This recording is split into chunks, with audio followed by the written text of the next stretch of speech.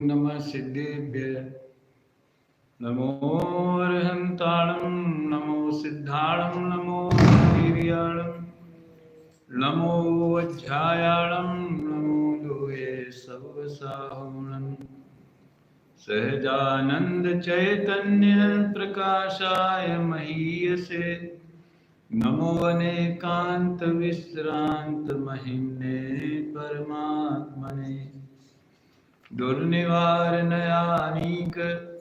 विरोधध्वंसनौषधि सात्कार जीविता जिया जयनी सिद्धांत पद्धति सम्यक ज्ञानामलज्योतिर्जननी द्विनयाश्रया अथातः समय व्याख्या संक्षेपेण विधीयते इंद सदवंदियाणं त्योमणहिद विशद मधुर वक्काणं अंतातीत गुणाणं नमो जिनाणं जिदभवाणं।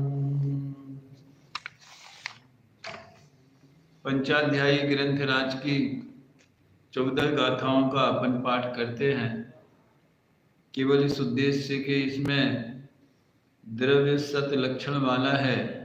इसकी बहुत सुंदर चर्चा इन गाथाओं में आ गई है और अपन को द्रव्य गुण पर्याय विषय पर ही अभी 3 दिन और चर्चा करना है आज को मिला के। पंच अवयवी ग्रंथकार मुझको पदार्थ का प्रतिभासन जिनकी ध्वनि से हुआ करूं मैं वीर जिनेश्वर का संस्तुन शेष तीर्थ कर्ता को और अनंत सिद्ध को करूं नमन। धर्माचार्य धर्म अध्यापक धर्म साधु को भी वंदन। जो को बुद्धि को अग्नि समान विनष्ट करे निर्दय होकर जिन शासन निर्दोष अनादि अनंत सदा जयवंत रहे। पंच गुरु को वंदन कर मंगलाचरण सत्कर्म किया करो प्रतिज्ञा वांछित पंचाध्यायी कृत्य करो रचना। यद्यपि अंतरंग कारण है मेरा ही विशुद्ध परिणाम उसका भी कारण है पर उपकारक मेरा उत्तम ज्ञान। सुनना चाहे सभी चीज जो सुगम रीति से धर्म कथा उसके लिए लाभदायक होगी ये श्रेष्ठ ग्रंथ रचना। यदि धर्मी हो तभी धर्म की मीमांसा हो ऐसा न्याय प्रथम वस्तु सामान्य साध्य है धर्म विशिष्ट साध्य पश्चात। सत्य लक्षण है तत्व तथा सन्मात्र अतः है सिद्ध स्वयं इसीलिए स्वसहाय अनादि अनंत विकल्प विहीन अखंड। यदि ऐसा नहीं हो तो असत पदार्थोत्पत्ति प्रसंग अबाध पर से हो उत्पत्ति संयोगी अथवा सत का हो यह विनाश। प्रादुर्भाव असत का हो तो द्रव्य जाति हो अंत विहीन कौन रोक सकता है घट की उत्पत्ति मति का विहीन। यदि सत्पर से सिद्ध कहे तो अनवस्था का दोष महान क्योंकि अन्य हो सिद्ध किसी से वह भी सिद्ध अन्य से जान। यदि सत्य संयोग कहे तो गुणी और गुण भिन्न प्रदेश दोनों ही समान होंगे तो कैसे लक्षण लक्ष्य प्रभेद। यदि सत्य का विनाश माने तो इसमें भी बाधा होती क्योंकि कथनचित नित्य द्रव्य है ज्ञानी की प्रत्यक्ष प्रतीति। अतः जो पुरुष उक्त दूषणों को स्वीकार न कर सकते तो सत लक्षण स्वतः सिद्ध शाश्वत अखंड स्वीकार करे। तो सत लक्षण स्वतः सिद्ध शाश्वत अखंड स्वीकार करें। ये भी वाचना करने लायक ग्रंथ है। पंचाध्यायी तत्वार्थ वार्तिक हैं, श्लोक वार्तिक हैं, ये सब तो इन पे प्रवचन नहीं हो सकता। प्रवचन में तो फिर पब्लिक परेशान हो जाएगी। इसके जो नए जो है हाँ पंचाध्याय के, वो नयों का जो व्यवहार नए का विशेषता है, ये निश्चय नए का तो एक ही नहीं, निश्चय ने के भी भेद प्रभेदों में मतभेद है, अलग शैली है, और व्यवहार नए में भी है। हाँ जी, हाँ देखिए 10वीं गाथा अपन पढ़ते हैं, निकाला पंचास्तिकाय। दव्वं सल्लक्षणीयं उपादवयधुवत् संयुक्तं गुणपज्जयाशयं वा जं तं भण्णन्ति सवर्णो द्रव्यं संलक्षणकम् उत्पादव्ययध्रुवत्व संयुक्तम् गुणपर्यायाश्रयं वा यत्तद्भणन्ति सर्वज्ञाः चे सत्त्वलक्षणजेहनो उत्पादव्ययध्रुवयोक्तजे गुणपर्यायाश्रयजेहतेने द्रव्य सर्वज्ञो कहे। कल गुण पर्याय द्रव्य का लक्षण है, इस पर चर्चा हुई थी, जिसमें एक बहुत सुंदर भाषा के माध्यम से आचार्य देव ने प्रकाश डाला है। गुण क्या चीज है और पर्याय क्या चीज है। अनेकांतात्मक वस्तु के अन्वयी विशेष वे गुण हैं। अन्वयी विशेष, अन्वय माने सड़ंग धारावाही, वो एक ही गुण संपूर्ण द्रव्य में व्याप्त है तो अनंत गुण, लेकिन वो गुणपने उत्पाद व्यय उसमें नहीं होता है, शक्ति में उत्पाद व्यय नहीं होता है, इसलिए अन्वयी है। और व्यतिरेकी विशेष हैं, दोनों विशेष। एक अपेक्षा देखा जाए तो अखंड वस्तु में द्रव्य भी विशेष है, गुण भी विशेष है, पर्याय भी विशेष। अंश हो गया ना, अंश। इसलिए द्रव्य गुण पर्याय ये तीनों अंश होने से विशेष है। लेकिन द्रव्यांश को सामान्य भी कहते हैं, और वो सामान्य गुण पर्यायों में अन्वयी व्याप्त रहता है, गुणों में व्याप्त रहता है, पर्यायों में व्याप्त रहता है, इसलिए वो सामान्य है। और गुण विशेष है और पर्याय विशेष। सामान्य माने भेद नहीं करो तो सामान्य है, और भेद करो तो विशेष है। शास्त्रीय भाषा है। ये बातें 80 नंबर की गाथा में मिली है। सेम एक ही अन्वय। देखिए 80 नंबर की गाथा का प्रसंग दूसरा है, और उन्होंने अनंत भगवान के द्रव्यगुण पर्याय के संदर्भ में द्रव्यगुण पर्याय की चर्चा की है। और सबसे बड़ी बात यह है कि अनंत भगवान के द्रव्यगुण पर्याय कैसे है, किस रूप में हम उन्हें जाने देखें। तो उन्होंने जो चेतन द्रव्य है वो अन्वय है, सो द्रव्य है। चैतन्य विशेषण है वो गुण है, और चित्त विवर्तन की ग्रंथियां वो पर्याय है। वो भी लिया, और ये भी तीनों में उसके पहले ये लिया अन्वय सो द्रव्य है, अन्वय के विशेषण में गुण है, और अन्वय के व्यतिरेक भी पर्याय है। इतनी छोटी छोटी अर्ध वाक्यों में द्रव्यगुण पर्याय का स्वरूप बताया है। आज का अपना प्रकरण ये तीन जो परिभाषाएं इसमें द्रव्य की आई हैं 10वीं गाथा पंचास्तिकाय में, उन तीनों एक दूसरे में किस तरह से घटित हो जाती है उसका चर्चा है। उसकी पेज नंबर 28 पर है। द्रव्य के इन तीन लक्षणों में कौन कौन से? सत्य लक्षण, उत्पाद व द्रव्य लक्षण और गुण पर्याय लक्षण। गुण पर्याय यद्यपि द्रव्य का स्वरूप है तो भी गुण पर्यायों से द्रव्य जाना जाता है, क्योंकि आश्रय शब्द आया था ना, आश्रय गुण पज्जया स्वयं वा, गुण पर्याय आश्रय। तो जो गुण और पर्यायों को आश्रय देता है, उनका आधार है। मिश्री में मिठास भी है, सफेदी भी है, उसका वजन भी है, उसका आकार भी है। मिश्री है तो उसमें है, और मिश्री ही नहीं होगी तो क्या होगा? इसलिए धर्मी या द्रव्य उसको आश्रय कहते हैं, आधार अधिकरण भी कहते हैं।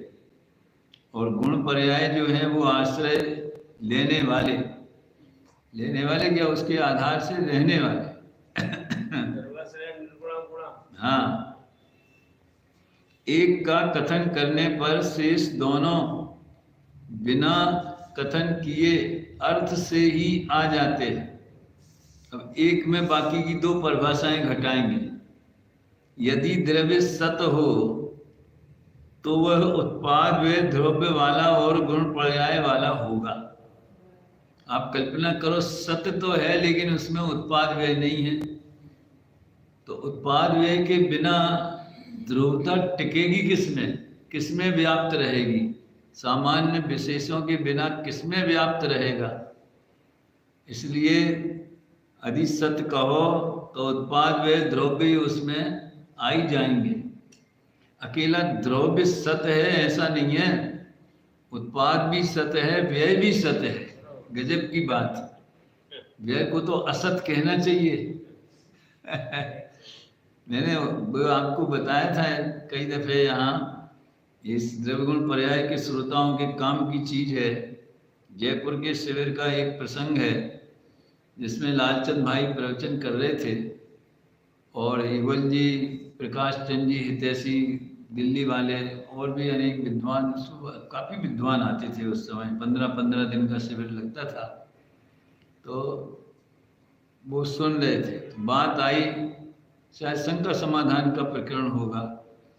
तो हितैषी जी ने पूछा कि व्यय तो अभाव को कहते, तो वो तो असत हो गया, और सत कैसे कहेंगे? यानी दो सत हैं और एक असत है। एक ध्रुव सत है वो त्रिकाली, और एक उत्पाद सत है वो क्षणिक। बाकी जो गया वो गया, अब उसको सत्य कैसे कहना? तो देखो ऐसा है, जाना भी एक काम है कि नहीं? विलीन हो जाना भी एक काम है कि नहीं? तो काफी हुआ वो चलती रही। जब कोई समाधान सा नहीं समझ में आया तो युगल जी ने हस्तक्षेप किया। वो इतना टू द पॉइंट उन्होंने हस्तक्षेप किया कि व्यय है कि नहीं, वस्तु में व्यय नाम की चीज है कि नहीं, व्यय स्वभाव, व्यय धर्म है, इसी का नाम सत है। अरे जो पर्याय चली गई वो असत हो गई, लेकिन जाने का जो धर्म है, प्रति समय पर्याय नष्ट होकर के भूतकाल में चली जाए और वर्तमान पर्याय भूत बन जाए, भविष्य की वर्तमान बन जाए, तो ये उत्पाद व्यय है ना, इसलिए ये भी सत है। सत का मतलब सत का अंश है, तो मतलब उसका कोई स्वरूप है और अस्तित्व है। द्रव्य के संरचना में, उसकी बनावट में उसका अस्तित्व है। अपने यहाँ न्याय की शैली में इसको बहुत अच्छे से स्पष्ट किया है। यदि ध्रुव नहीं होगा, वो कायम रहने वाली वस्तु नहीं है, सोना नहीं होगा तो अंगूठी कहाँ से बनेगी? अब उसमें आया था ना पंचाध्याय में कि असत का उत्पाद माना जाए, ध्रुव नहीं रहे तो बिना मिट्टी के घड़ा बनना चाहिए। और समझ लो अगर घड़ा भी नहीं है, ठीकरा भी नहीं है, उसके कोई भी अवस्था नहीं है, तो मिट्टी कहाँ है? सोचो आप, हैं? कोई भी अवस्था नहीं है, कपड़ा है, कहाँ है, कौन से रूप में है? रूप का क्या करना है?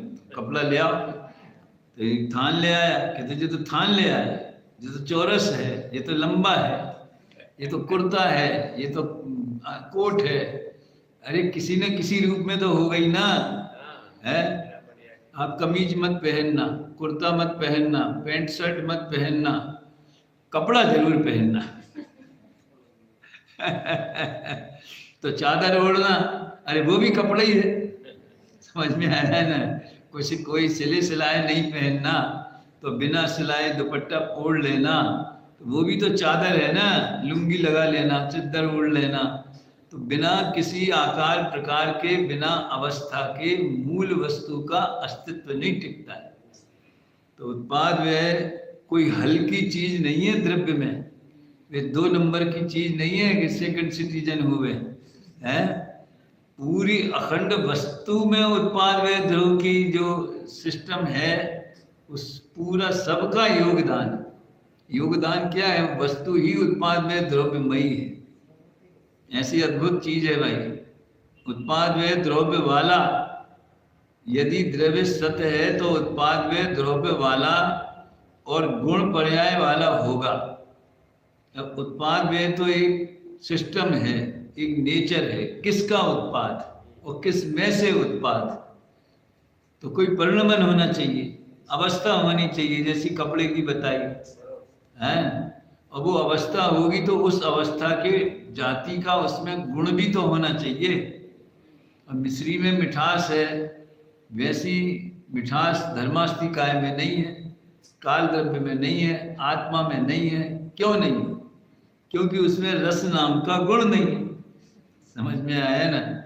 तो बिना गुण के पर्याय नहीं होती, बिना गुण के द्रव्य नहीं होते, बिना द्रव्य के गुण नहीं होते। ये तारीफ की बात, अनेकांतिक स्वरूप है। द्रव्य गुण पर्याय मयी वस्तु अनेकांतिक स्वरूप है। सत्ता की अपेक्षा एक है, और अवान्तर सत्ता यानी अंश भेद की अपेक्षा देखो तो अनेक रूप है। 3 तो यही हो ही गए द्रव्य गुण पर्याय, बाकी गुण अनंत हैं। एक एक गुण की त्रिकालवर्ती पर्याय हैं। सत और गुण पर्याय वाला होगा, उत्पाद व द्रव्य वाला और गुण पर्याय वाला होगा। यदि उत्पाद व द्रव्य वाला हो तो वो सत और गुण पर्याय वाला होगा। आप सोचोगे उत्पाद व द्रव्य स्वरूप तो है, लेकिन सत वस्तु नहीं है। ये इनको समझने के लिए नेगेटिव अप्लाई करना चाहिए तो समझ में आएगा। वस्तु नहीं है लेकिन उत्पाद में ध्रुव है। किसके? किसमें उत्पाद हुआ, किसमें व्यय हुआ, और कौन कायम रहा? उत्पाद में द्रव्य है किसके? तो वो मूल पदार्थ सत्ता तो होनी चाहिए। कितनी सुंदर आनुषांगिक व्यवस्था है कि सत्ता है तो उत्पाद में द्रव्य होगा ही होगा। वो नेगेटिव की बात में आई नहीं। तो वैसे रोजाना नल में पानी आता है तो अपने को नॉर्मल लगता है, तो ठीक है रोजाना आता है, भर लिया। 4 दिन नहीं आवे तो फिर एक एक लोटा पानी की कीमत भाषित होती है। काम वाली बाई अगर एक दिन नहीं आवे ना तो उसकी महिमा आती है फिर। यानी वस्तु के अभाव की कल्पना करो, क्या स्वरूप होगा, क्या दुनिया होगी, तो फिर उसकी महिमा आने लगती है, उसकी कीमत भाषित होने लगती है। ऐसे सत्य नहीं है और उत्पाद में ध्रुव है तो कायम हवा में है, तो हवा भी तो होना चाहिए कम से कम, कोई ना कोई सत्ता तो होनी चाहिए।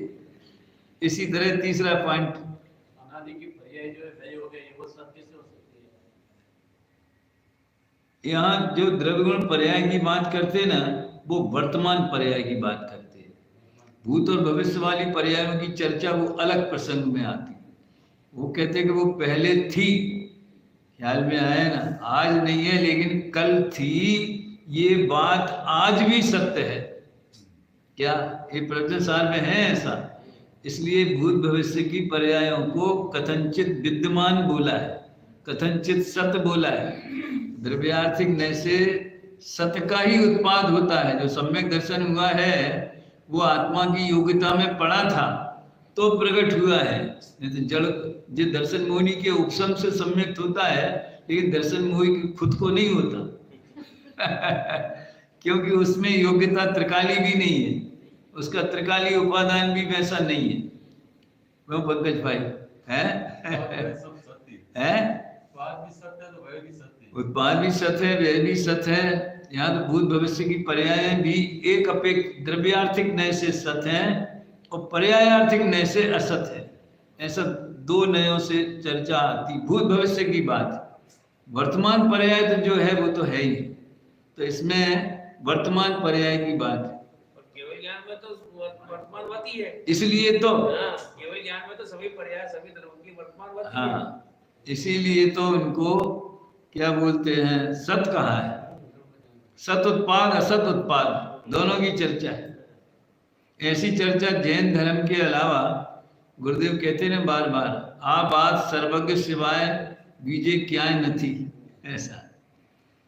इसी प्रकार सत नित्यानित्य सत, देखो तीसरा पॉइंट है ना, सत और गुण पर्याय वाली। यदि गुण पर्याय वाला होगा तो सत और उत्पाद में द्रव्य वाला होना ही चाहिए। गुण पर्याय तो है, लेकिन बिना उत्पाद व्यय के तो पर्याय का क्या स्वरूप होगा? द्रव्य नहीं हो तो गुण का क्या स्वरूप होगा? और गुण का आश्रय कौन देगा? ख्याल में आया ना? उत्पाद व्यय द्रव्य कैसे होंगे? तो सर एक कहने पे बाकी के दो आ जाते हैं, ये इनको समझाना है। इसी प्रकार सत्य नित्यानित्य स्वभाव वाला होने से द्रव्य को और उत्पाद व्ययात्मकता को प्रकट करता है। अब नित्यानित्य से भी जोड़ा, द्रव्यात्मक गुणों और उत्पाद व्ययात्मक पर्यायों के साथ एकत्व दर्शाता है। उत्पाद व द्रव्य नित्यानित्य स्वरूप पारमार्थिक सत्य को बतलाते हैं। अपने स्वरूप की प्राप्ति के कारणभूत गुण पर्यायों को प्रकट करते हैं। गुण पर्याय अन्वय और व्यतिरेक वाले होने से द्रव्य को और उत्पाद व्यय को सूचित करते हैं और नित्यानित्य स्वभाव वाले पारमार्थिक सत्य को बताते हैं। सब एक में दूसरा, एक में दूसरा, एक में, ऐसा लागू किया है। नीचे एक पारमार्थिक का अर्थ किया है, पारमार्थिक वास्तविक यथार्थ सच्चा। नीचे फुटनोट में है, वास्तविक सत्य नित्यानित्य स्वरूप होता है। देखो अनित्यता को भी सत्य में लिया है, अनित्य स्वभाव। और आपने तो सुना होगा कई दफे, अनित्य स्वभाव वो अनित्य है कि नित्य है? है? हाँ, इसको अपन कैसे इसको स्पष्ट करें कि अनित्य स्वभाव नित्य है, तो अनित्य क्यों बोलते हैं? अरे प्रति अनित्यता तो उसका स्वरूप है। कैसा है अनित्य? अनित्यपना के एक पर्याय आती है, दूसरी पर्याय वो जाती है, फिर दूसरी आती है, वो जाती है, फिर दूसरी आती है। रविवार जाता है, फिर सोमवार आता है, फिर मंगलवार आता है, फिर ये अनित्यता है। समझ में आया ना? सूर्य उगता है, थोड़ा ऊपर चढ़ता है, फिर धूप आ जाती है, तेज हो जाती है, फिर अस्ताचल पे चला जाता है, ये अनित्यता है। ये अनित्यता कब नहीं रहती? अनादि निधन वस्तु में ऐसा कौन सा क्षण है कि जिस क्षण उसमें पर्याय उत्पन्न न हो और नष्ट न हो? तो त्रिकाल ये सिस्टम तो चलते ही रहते। जैसे नदी बहती रहती है वैसे उत्पाद व्यय की धारा बहती रहती है, तो फिर नित्य हो गई ना। जो कभी नष्ट ना हो उसी को तो नित्य कहते हैं। तो अनित्य स्वभाव कभी नष्ट नहीं होता। जैसे नित्य स्वभाव नष्ट नहीं होता, वैसे अनित्य स्वभाव भी नष्ट नहीं होता। अपन को तो राग द्वेष नष्ट हो जाते हैं। राग द्वेष कोई स्वभाव में थोड़ी है, वो तो मैल है। वो तो मैल लगा है तो वो साबुन से धुल गया तो खत्म हो गया है। तो ये ध्यान दें। आध्यात्मिक शैली थोड़ी अलग है। उसमें क्या है कि पर्याय अभूतार्थ है। 11वीं गाथा में तो गुरुदेव ने खूब खुलासा किया है। तो जो हमारा प्रयोजन भूत ध्रुव शुद्ध चैतन्य स्वभाव है, शाश्वत नित्य त्रिकाली एक रूप अखंड, वो नित्य स्वभाव वो जो स्वभाव का जो अंश है उसमें दूसरा अंश नहीं रहता, इसलिए क्षणिक अंश जो है वो त्रिकालीय अंश में नहीं चला जाता है, और त्रिकालीय अंश क्षणिक अंश में नहीं आ जाता है। तो क्षणिक अंश क्षणभंगुर होने से और त्रिकाली में नहीं होने से और वो दृष्टि का विषय नहीं होने से, वो सम्यक दर्शन के लिए प्रयोजनभूत नहीं होने से अभूतार्थ कहते हैं। उसके प्रवचन में गुरुदेव ने तो कई बार कहा नथी एम नथी, पर्याय नथी एम नथी वो सर्वथा उसका लोप करेगा तो वेदांत मत का प्रसंग आएगा, जो सर्वथा नित्य मानते हैं उसका प्रसंग आएगा। जैन दर्शन तो नित्यात्मक वस्तु को स्वीकार करता है। तो देखो वास्तविक सत नित्यानित्य स्वरूप होता है, उत्पाद व अनित्यता को और द्रव्य नित्यता को बतलाता है। इसलिए उत्पाद व द्रव्य नित्यानित्य वास्तविक सत्य को बतलाते। नित्य नित्य कहो चाहे उत्पाद व द्रव्य कहो, उत्पाद व में अनित्यता आ गई और द्रव्य में नित्यता आ गई। लेकिन उत्पाद भी एक पर्टिकुलर एक उत्पाद त्रिकाली नहीं है, लेकिन उत्पाद होते रहे ये तो त्रिकाली है। दिन बदलेंगे, सोमवार के बाद मंगलवार, मंगलवार के बाद बुधवार, फिर गुरुवार, फिर शुक्रवार, शनिवार, रविवार, सोमवार, ये क्रम कब खत्म हो जाए? कभी कभी गुरुदेव बताते हैं, वो आकाश में बताते हैं, आकाश अनंत है तो वो कहते हैं अपने दिमाग में कल्पना करो कि अनंत अनंत अनंत अनंत अनंत अनंत अनंत अनंत अनंत खूब दूर चले जाओ, फिर वहां के बाद क्या एंड हो जाएगा, उसके आगे क्या है? अनंत अनंत आकाश। ऐसे काल है, काल का अंत कैसे हो सकता है, कब होएगा? इसको यूं घोषणा करें कि कल से कल होना बंद हो जाएगा। काल की अनंतता समझना होवे ना, तो उसको अपन इस रूप में समझें कि वो दिन कब आएगा कि जब उसके बाद फिर कोई दूसरा दिन नहीं आएगा। कल से कल होना बंद हो जाएगा, तो कल तो होगा 2020 वापस नहीं आएगा, 2020 नहीं आएगा, लेकिन साल बदलेगा, दूसरा साल चालू होगा, ये साल खत्म होगा, दूसरा साल चालू होगा। ये कब बंद हो? अरे हो सकता है कि मान लो 84,000 वर्ष बाद जब राजा फिर 84,000 वर्ष तक ये 2020 गिनते रहेंगे, पता नहीं मुझे है इसका कोई ठिकाना नहीं है, क्योंकि परिस्थितियां कब कैसी बदल जाएं विश्व की कह नहीं सकते। अरे 84,000 तो बहुत लंबा है, अभी तो 18,500 वर्ष बाद ही प्रलय होने वाली है। पंचम काल तो 21,000 वर्ष का है ना, ये पूरा हो जाएगा, फिर 21,000 वर्ष का छठवां आएगा, तो न तो तुम्हारा चैत बैसाख गिनने वाला कोई रहेगा, न कुंवर कार्तिक गिनने वाला कोई रहेगा, न 2020 जनवरी फरवरी वाला कोई, क्या सिस्टम होगा? हाँ तो कोई नया जो होगा, कोई बड़ा अत्याचारी राजा बाजा, वो अपना संबंध चला देगा। लेकिन टाइम का जो प्रवाह है वो कब बंद होएगा?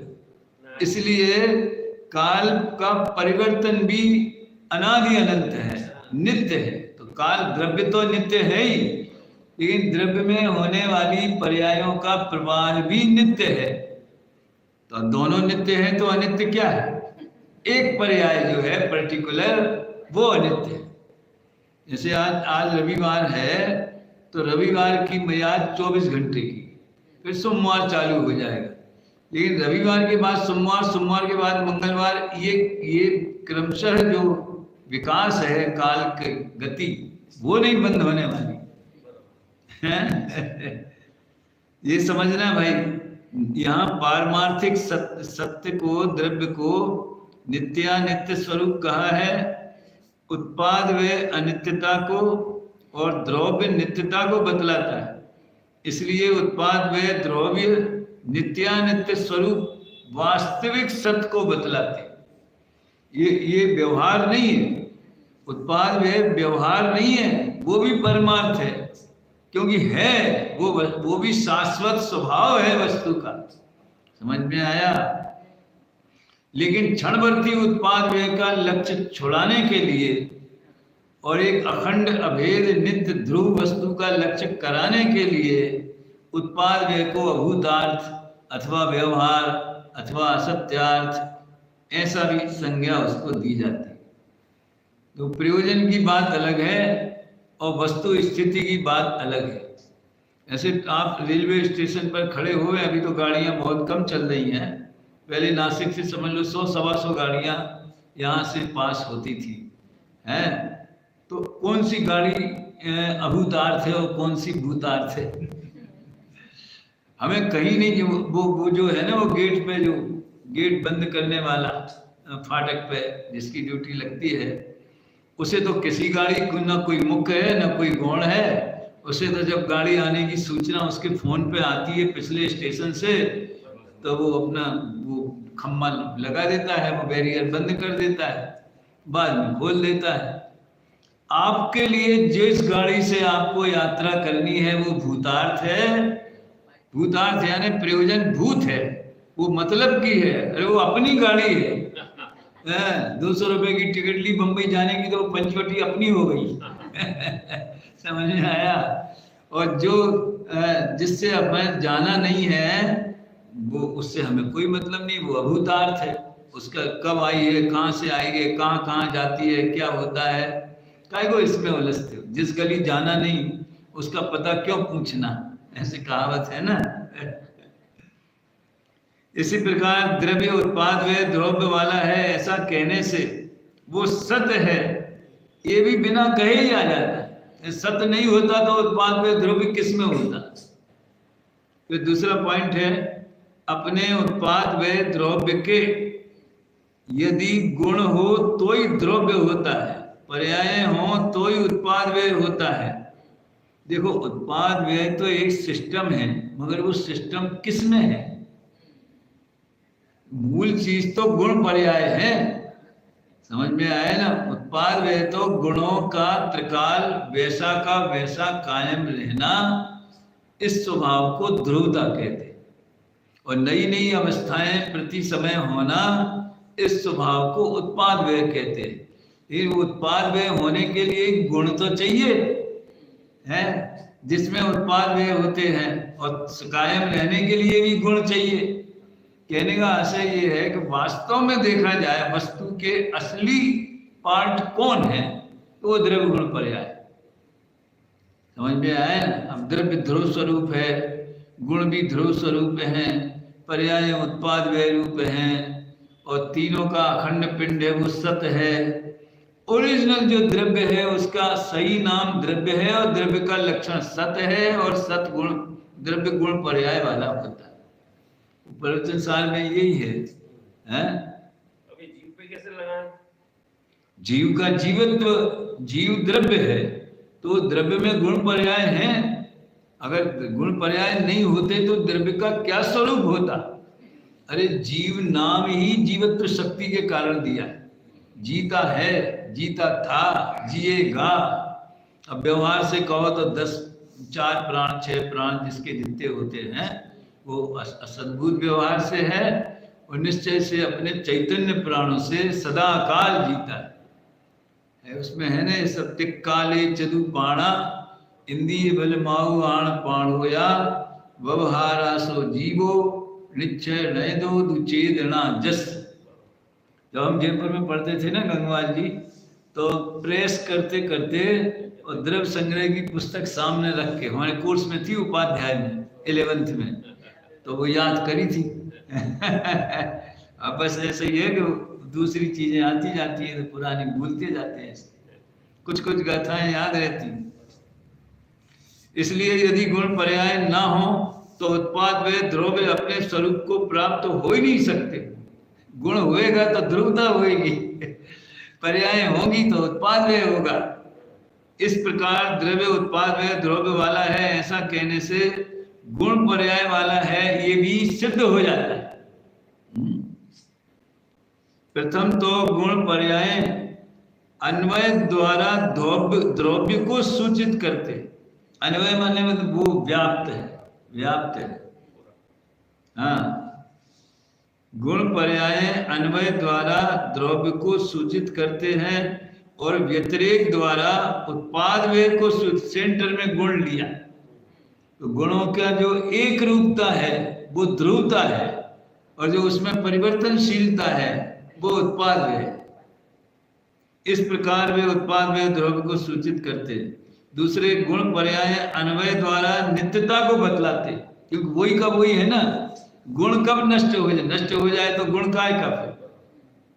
विकार नष्ट होता है, स्वभाव कभी नष्ट नहीं होता, शक्ति कभी नष्ट नहीं होती, गुण कभी नष्ट नहीं होता। और व्यतिरेक द्वारा अनित्यता को बतलाते हैं। मति ज्ञान है, फिर शुद्ध ज्ञान हो गया, फिर केवल ज्ञान हो गया, ज्ञान घट गया, ज्ञान बढ़ गया। श्रद्धान है तो मिथ्यात हो गया, मिथ्यात भी मंद हो गया, तीव्र हो गया। ये सब अनित्यता है। ये इतनी सुंदर व्यवस्था है। अभी इसमें ये अपन ने नेक्स्ट पेज का पढ़ लिया क्या? गुण पर्याय अन्वय और व्यतिरेक वाले होने से द्रव्य को और उत्पाद वेग को सूचित करते हैं और नित्यानित्य स्वभाव वाले पारमार्थिक सत्य को बतलाते हैं। बस ये ध्यान रखना, ये बिल्कुल आगम शैली से, वर्णनात्मक पद्धति से उत्पाद में द्रव्यमयी वस्तु पारमार्थिक सत्य है।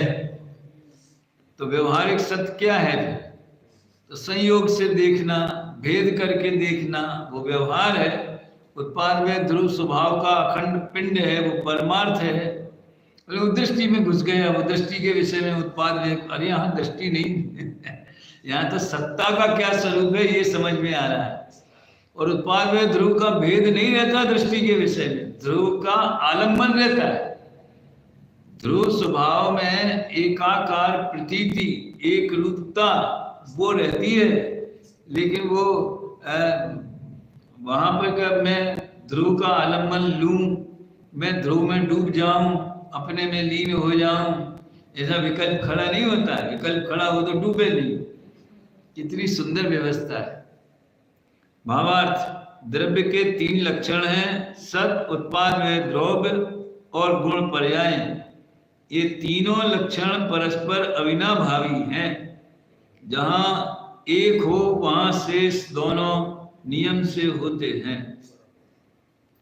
फिर बाद में 11वीं गाथा है जिसमें दोनों नयों द्वारा द्रव्य का लक्षण विभक्त किया है। नए विभाग से इसकी चर्चा कल करेंगे। थोड़ा अभी 5 मिनट है। मैं कुछ खास बात और कहना चाहता हूँ कि द्रव्य गुण पर्याय क्या है ये जान लिया। देखो, किसी भी चीज को जानना होवे, अच्छी तरह से उसका परीक्षण करना होवे, तो 3 पॉइंट होते हैं, क्या, क्यों और कैसे। जब हम स्कूल में पढ़ते थे तो हमारी दुकान में ये पाठ्य पुस्तकें भी बिकती थी। मैंने बताया ना, एक 3री की गणित ले जा, एक 5वीं की ले जा एक उदाहरण प्रसिद्ध है। तो गाइड बहुत बिकती थी, गाइड भी आती थी हर सब्जेक्ट की, कुंजी बोलते थे, फिर गाइड बोलने लगे उसको। तो नया सिस्टम उन्होंने एक निकाला है, जैसे फिजिक्स की गाइड, भौतिक शास्त्र क्या, क्यों और कैसे, ऐसा। अध्यात्म क्या, रसायन शास्त्र क्या, क्यों और कैसे। तब से मेरे दिमाग में ये 3 शब्द हैं। फिर उसके बाद में हम सोनगढ़ गए और 1-2 साल बाद ही फिर हमें प्रवचन के लिए बाहर भेजने लगे। तो फिर मैंने एक जैसे एक सीरियल चलते हैं ना, तो एक सीरियल चलाया, निश्चय व्यवहार क्या, क्यों और कैसे। उसकी शुरुआत करते थे श्रोता के स्वरूप से, कि श्रोता को निश्चय व्यवहार नयों का ज्ञान होना चाहिए। और फिर चले जाते थे 7वें अधिकार पे, जिसमें उभयाभासी प्रकरण में निश्चय व्यवहार की चर्चा है। लगभग 8 दिन समझ लो वो क्या है, क्यों समझना चाहिए और कैसे उसको अप्लाई करें अपनी लाइफ में। ये 3 बातें हैं। तो द्रव्य गुण पर्याय क्या है ये अपन ने समझ लिया कि सत्ता है, सत्य है, वस्तु सत लक्षण वाली है, वो सत्य में उत्पाद व द्रव्यात्मक स्वरूप है। और उत्पाद व द्रव्य होने के लिए गुण पर्याय होना चाहिए। गुण पर्याय मतलब गुण भी होना चाहिए और गुणों का परिणमन भी होना चाहिए। तो ये तीनों लक्षण से अपन ने क्या का उत्तर प्राप्त किया। अभी क्यों, तो क्यों का जानने के लिए भी ये द्रव्य गुण पर्याय को जानना जरूरी है। क्यों का मतलब आपको क्या लाभ है, काय के लिए जानना, क्यों फुकट में सिर खपाना। गुरुदेव से तो कई लोग पूछते भी थे खुलासा करने के लिए, इसमें धर्म तो कुछ आया नहीं। ये तो सब जो जो फिलोसफर लोग होते हैं ना, वो माथा पच्ची करते रहते हैं। विद्वान लोग दंत किटाकिट क्यों कर्तव्यम है, दांतों की लड़ाई है, एक दांत दूसरे दांत से टकराता है, पंडित लोग भूलते रहते हैं। ऐसा क्या फायदा है। एक सत्य घटना है, जब हम कॉमर्स में कॉलेज में पढ़ते थे तो एक जैन प्रोफेसर थे और वो बहुत अच्छा पढ़ाते थे, काफी प्रसिद्धि थी उनकी। अब मुझे तो बाद में पता चला कि ये जैन हैं, तो मुझे आगरा शिविर में जाना था।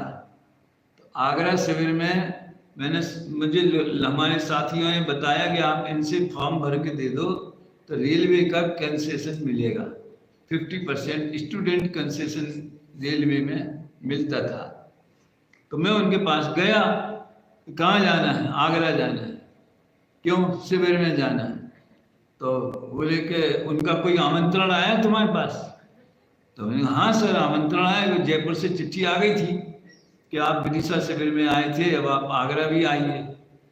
तो दूसरे दिन में वो लेटर लेके गया। अब जो उनने देखा वीतराग विज्ञान, वो भड़क गए।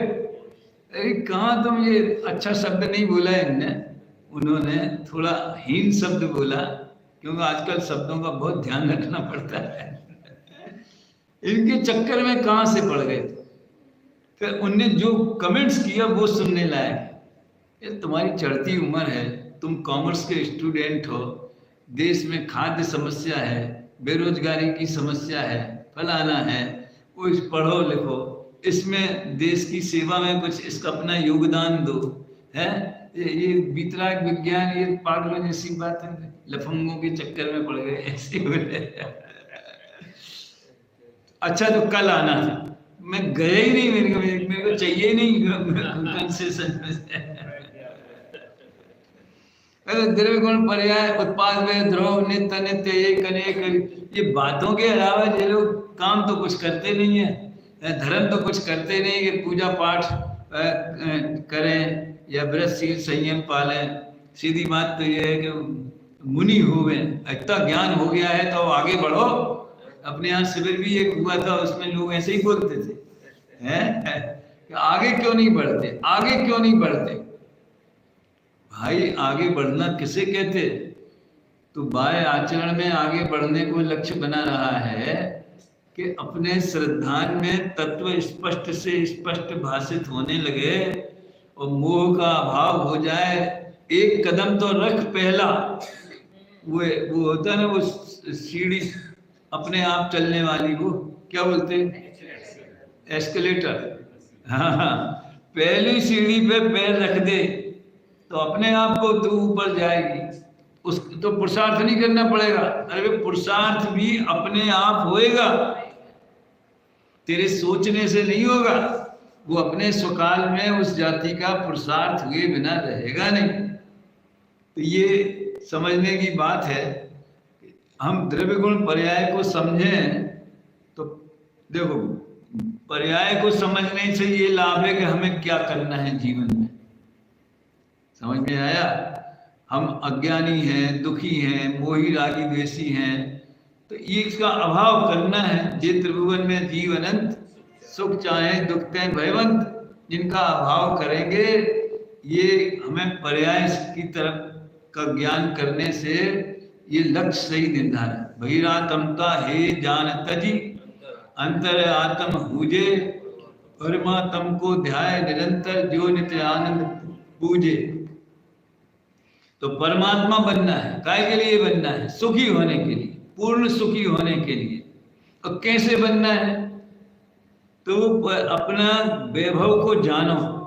तो अपना वैभव जानने के लिए द्रव्य गुण, तो चेतना है, ज्ञान दर्शन है, वो जीव की शक्ति है, असाधारण लक्षण है, चैतन्य स्वभाव है, सुख स्वभावी है, आत्मा ज्ञानानंद स्वभावी है। तो एक हम त्रिकाल अखंड ध्रुव शाश्वत सत्ता है और हमारे अंदर अनंत वैभव। ये लिखा ना, प्रभु मेरे तू सब बातें पूरा, ये द्रव्य गुण की बात है। और पर की आस कहा करे प्रीतम, एक किण बातें अधूरा, ये पर्याय की बात होगी। यानी पर्याय को जानना भी प्रयोजन भूत है। काय के लिए कि कौन सी पर्याय हेय है, कौन सी पर्याय उपादेय है, और ऐसा निर्णय करने के लिए, उस पर टिकने के लिए नहीं, उसका निर्णय करने के लिए। अब जान लिया कि बहिरात्मा पना छोड़ना यानी देह में एकत्व बुद्धि छोड़ना। वह चल रहा है 31 गाथा में, गे ज्ञायक संकर दोष का अभाव करना, भाव्य भावक संकर दोष का अभाव करना। तो कैसे करना? तो अहम को खलु शुद्धो, आज चल रही ना 38वीं गाथा है, अहम को खलु शुद्धो, अपने को एक शुद्ध चैतन्य ज्ञान घन अनुभव करना। तो कैसे करना? वो द्रव्य को देखने से पता चलता है, और क्या करना वो पर्याय को देखने से पता चलता है। इसलिए आत्महित के लिए द्रव्य गुण पर्याय स्वरूप वस्तु का, कभी कभी क्या होता है कि वस्तु या पदार्थ या द्रव्य ऐसा बोलते हैं ना, तो हमको ऐसा लगता है कि हम तो अभय कुमार हैं, हम तो मनुष्य हैं, हमें वस्तु समझनी। जैसे एक दिमाग में कोई कल्पना खड़ी होती, कोई थर्ड पराई चीज होवे या अदृश्य होवे, समझ में आया ना? मतलब वो वस्तु हम हैं, हमारे भीतर वस्तुत्व गुण है। इसलिए जीव नाम का द्रव्य है, उसमें हम जीव वस्तु हैं, जीव पदार्थ हैं, जीव द्रव्य हैं। ये अपने ऊपर लागू नहीं हो पाता। और संयोग वशात जो लैंग्वेज बोली जाती वक्ताओं की तरफ से, वो भी थर्ड पर्सन में ही बोली जाती। वस्तु तो नित्यानित्यात्मक है, वो भाषा की शैली ही ऐसी है। वो ऐसा थोड़ी बोलेगा वक्ता कि मैं नित्यानित्यात्मक हूँ, मैं त्रिकाली ध्रुव हूँ। मुझे हो तो धन्यवाद, हमको काहे को परेशान कर रहे हो हैं? और या तो श्रोताओं को बोलेगा तुम त्रिकाली द्रव्य हो, तुम नित्यानित्यात्मक हो। ये कोई उपदेश शैली नहीं होती। उपदेश शैली कॉमन लैंग्वेज में हित मित प्रिय वचन, और थर्ड पर्सन में ये जीव अनादि से अपने को देह में एकत्व बुद्धि करके चार गति में दुखी हुए। कौन? ये जीव। तो लैंग्वेज होगी थर्ड पर्सन की, और अप्लाई करना फर्स्ट पर्सन। समझ में आया ना? वो ग्रहण करना फर्स्ट पर्सन में, वो परोसेगा थर्ड पर्सन में, और अपने को ग्रहण करना, जो परोसने वाला होता है वो तो बड़े अंडे में से बड़ा वाली वो गुलाब जामुन का वो लाएगा। तो लेकिन लेना अपनी कटोरी अपनी थाली में अपने हिसाब से लेना, ऐसा है। क्यों जानना? द्रव्यगुण पर्याय को क्यों जानना? उससे क्या लाभ है? आत्महित के लिए कैसे उपयोगी है? इसकी भी चर्चा थोड़ी मैंने की। अभी अपन कल 11वीं गाथा इसकी पढ़ेंगे, और उसके बाद उसके साथ में ही उसमें कर्ता कर्म व्यवस्था क्या है। द्रव्यगुण पर्याय को तो जाना, लेकिन दो द्रव्यों की स्वतंत्रता को नहीं जाना, और पर्यायों के स्वकाल में होने के सिस्टम को नहीं जाना, तो क्या जाना? उसे जानने लायक तो वही बात है। इन बातों की भी चर्चा अपन कल करेंगे। अभी आत्महित के लिए जानना जरूरी। वो क्या पर्याय को जानने का क्या फायदा है?